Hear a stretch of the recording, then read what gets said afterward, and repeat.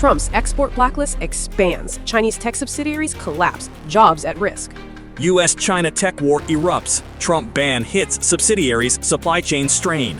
Trump's blacklist move shuts out Chinese subsidiaries. America faces chip crisis. Chinese subsidiaries locked out. Prices surge in U.S. Last night, Trump didn't just tighten the screws on China. He slammed the door shut. And this time, the trap was set for every hidden subsidiary the world thought was safe. In one sweeping rule, companies that looked legal yesterday became blacklisted overnight. Billions in contracts frozen. Entire supply chains paralyzed. And here's the twist. This isn't just China's problem. The shockwaves are already racing toward American jobs, US factories, and the prices you'll pay tomorrow. Because when the trap snaps shut in Beijing, it echoes in your living room. The US-China tech war has always been about more than chips. It's about control. Control over data, control over networks, and control over the very building blocks of the digital economy. And in late September 2025, the Trump administration threw gasoline on the fire. The Commerce Department issued a new rule. Subsidiaries that are 50% or more owned by a blacklisted company will now automatically be added to America's export blacklist.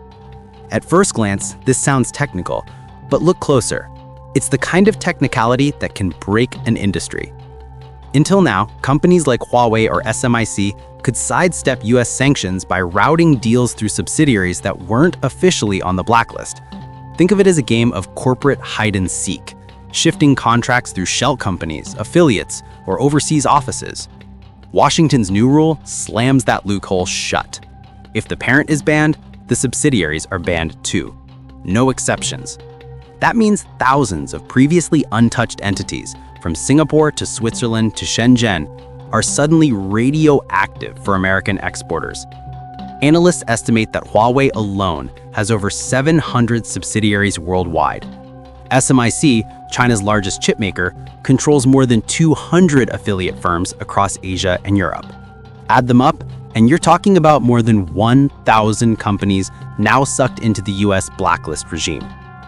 Licenses to export to these entities will be required, but history shows most license requests get denied, which means, in practice, it's a near total ban.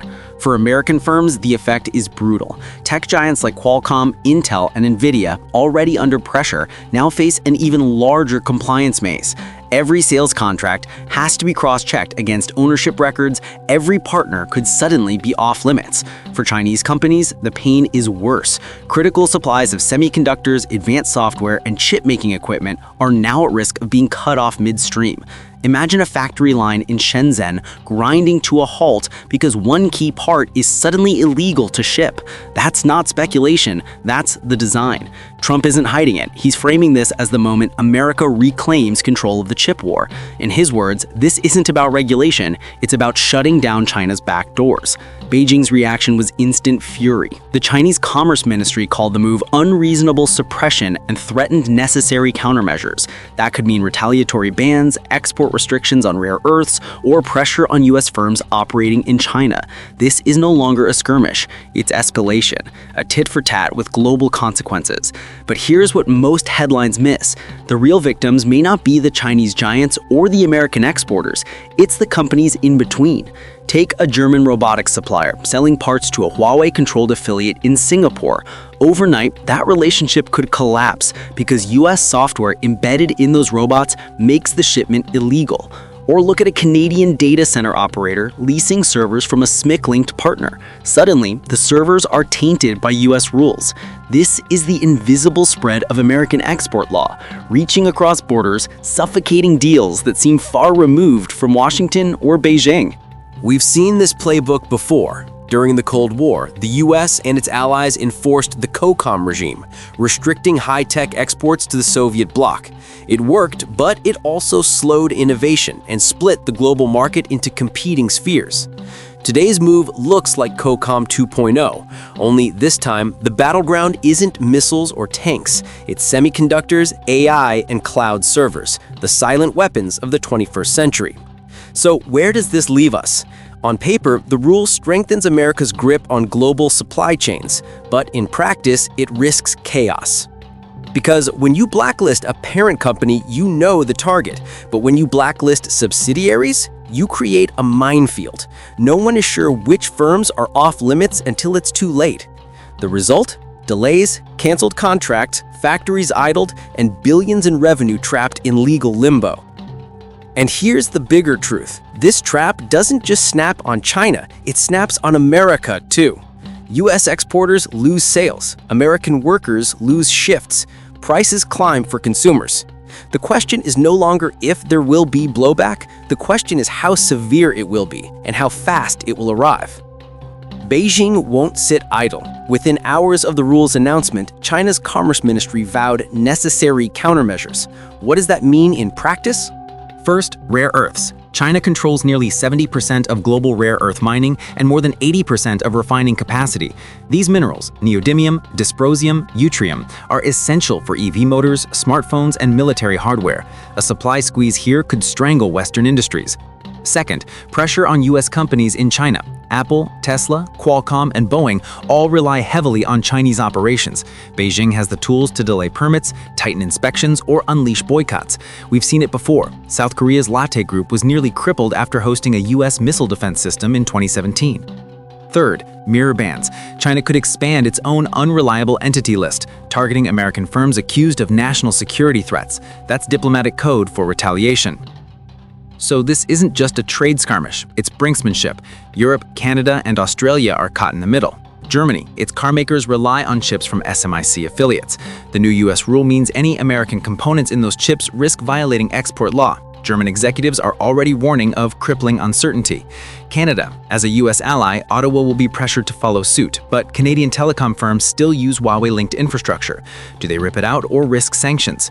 Australia and the UK, both are security partners under AUKUS, and both already banned Huawei from 5G, but extending bans to hundreds of subsidiaries will test their regulatory capacity and their economies. This is how Washington's policy spills outward, allies forced to choose between America's blacklist and China's market. Analysts at Caron and the Peterson Institute estimate the rule could affect $50 to $70 billion in annual trade flows between the US, its allies, and Chinese affiliates.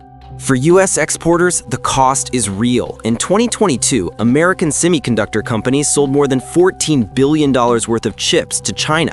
Cutting subsidiaries out of the equation could wipe away a significant slice of that revenue. And don't forget the consumer. Prices don't vanish, they move downstream. If Chinese firms can't buy American chips, they'll bid up alternatives. Shortages ripple into higher costs for smartphones, laptops, and cars. It's your grocery bill logic applied to semiconductors. This move is also political theater. Trump has long cast himself as the president who would win the China fight. By framing the blacklist expansion as closing loopholes, he presents it as tough, decisive action where others were weak. But politics cuts both ways. If prices climb, if American companies report mass layoffs, or if Beijing retaliates with rare earth embargoes, Trump will face backlash at home. It's the gamble. Appear strong today, risk economic pain tomorrow. Inside boardrooms, another fear looms. The new rule doesn't come with a neat list of subsidiaries. It's based on ownership thresholds, 50% or more. That means compliance officers must dig through layers of corporate structures, shell companies, and offshore entities to figure out who's tainted. Miss one and you face US penalties. Cancel too many and you lose billions. For small and mid-sized firms without giant compliance departments, this is a nightmare. Some may simply pull out of China altogether, abandoning deals rather than risk violations. That accelerates decoupling even when no one planned it. So where's this go? Let's look at 3 scenarios. Scenario 1, the controlled burn. The rule bites, but narrowly. China retaliates in words, but not actions. US exporters adapt, contracts are reshuffled, and the world moves on. Supply chains wobble, but don't collapse. This is the best case. Scenario 2, the escalation spiral. China retaliates with rare earth restrictions, squeezing EV and defense industries. The US doubles down, adding even stricter bans. Prices rise, markets tumble, and allies scramble to cope. This is where tit for tat becomes a spiral. Scenario 3, the global split. The most extreme path. The world fractures into 2 tech blocks. US-aligned countries enforce the blacklist across all affiliates. China and its partners build a parallel ecosystem, chips, software, infrastructure. Supply chains bifurcate, costs skyrocket, and the dream of a unified digital economy dies. Many analysts say this split is already underway. Behind the geopolitics are people. Workers in Arizona chip plants losing orders, engineers in Shenzhen watching projects canceled overnight, consumers in Europe staring at higher prices for basic electronics. Globalization once promised efficiency and prosperity. Now every new blacklist rule chips away at that promise. And here's the paradox. Policies meant to secure America's future may end up destabilizing its present through job losses, higher costs, and uncertainty. So let's return to that image of the trap. The trap snaps shut on subsidiaries, closing the loopholes China once used. But in snapping shut, it also catches everyone standing too close. The allies, the exporters, the consumers. This isn't just a technical rule, it's a tectonic shift, one that could define the next decade of global trade, technology, and power. And the question now is chilling. If one rule can freeze thousands of companies overnight, what happens when the next one drops? Stay with that thought, because the US-China tech war is no longer a distant battle. It's a war fought through your phone, your car, your job, and your bills. And the next move could redraw the map of the global economy.